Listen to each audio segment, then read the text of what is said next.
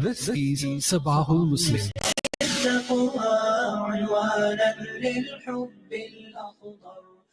Today we speak to two South Africans who've just returned from occupied Palestine. Peter Kriel and Nkosi Zulu aren't your average tourists.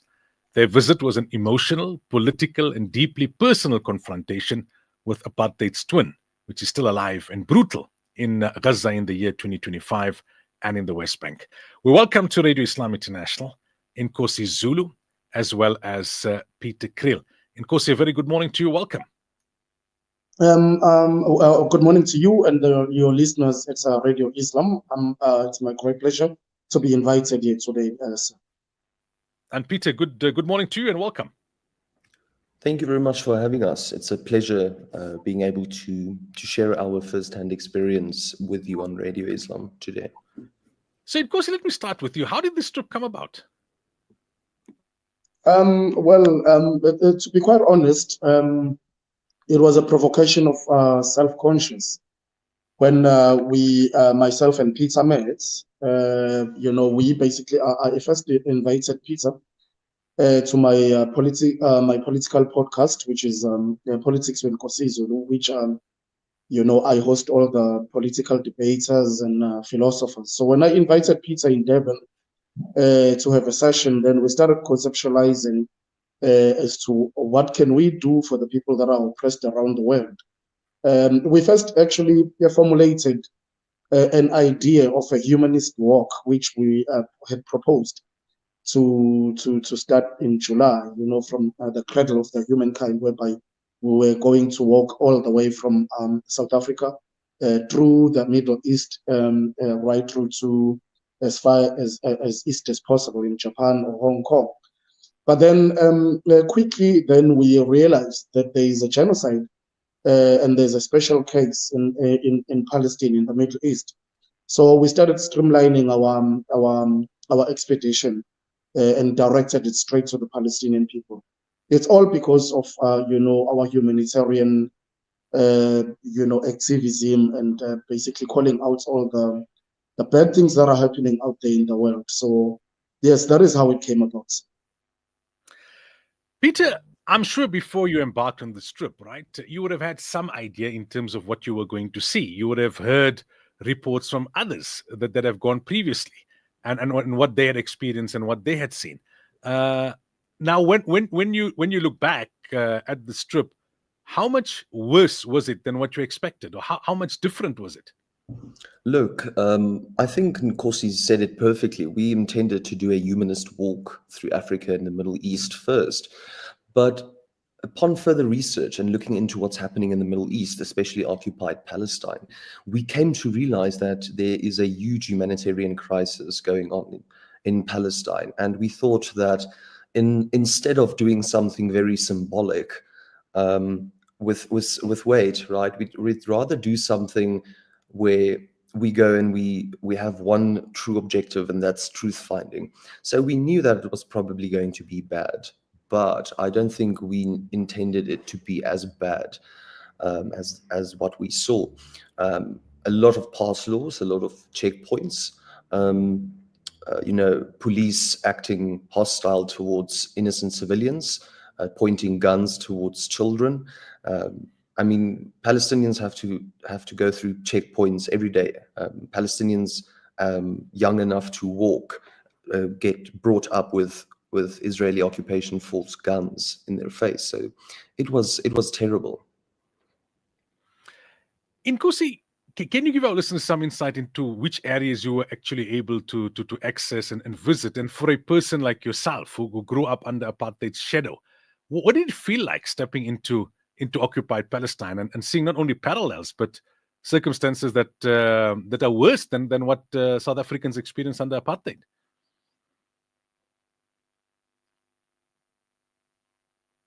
And Nkosi, you're on mute. You just got to unmute yourself. Okay. Sorry. I was just saying, we went and we visited cities like Jerusalem, Hebron. We went to Nablus. We went to Ramallah.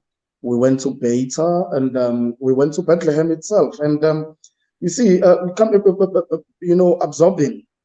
from the experience of my apartheid, experience. I went in there and Immediately, I was faced. You know, when we drove to Ramallah, because we went in through Jordan, because obviously we couldn't fly straight to Israel or to Palestine.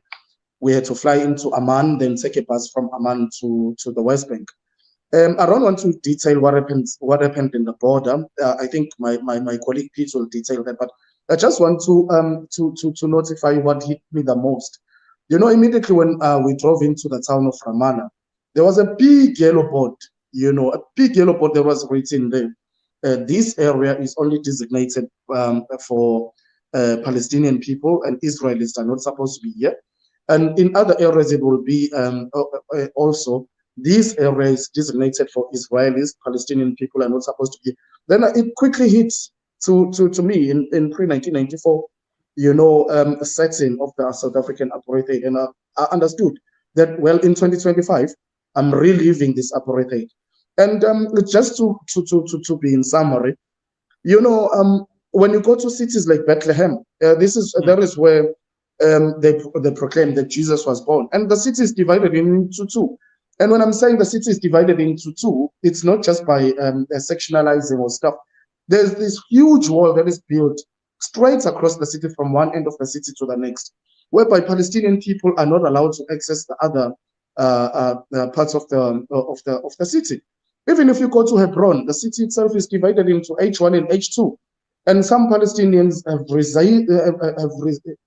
resisted moving away from the so-called settlers occupied states, and they're living in this old city. And the settlers are living right above them. They're building these high buildings above them, and they're throwing dirt at the Palestinian people because they live in these old cities. The old cities were established in such a way that they were low, very low, you know, below. So now these Israeli settlers, they come and they build above them, and then they just throw dirt and stuff over the tourists that are visiting there. And you can see piles and piles of dirt above the Palestinian people. That is so inhumane.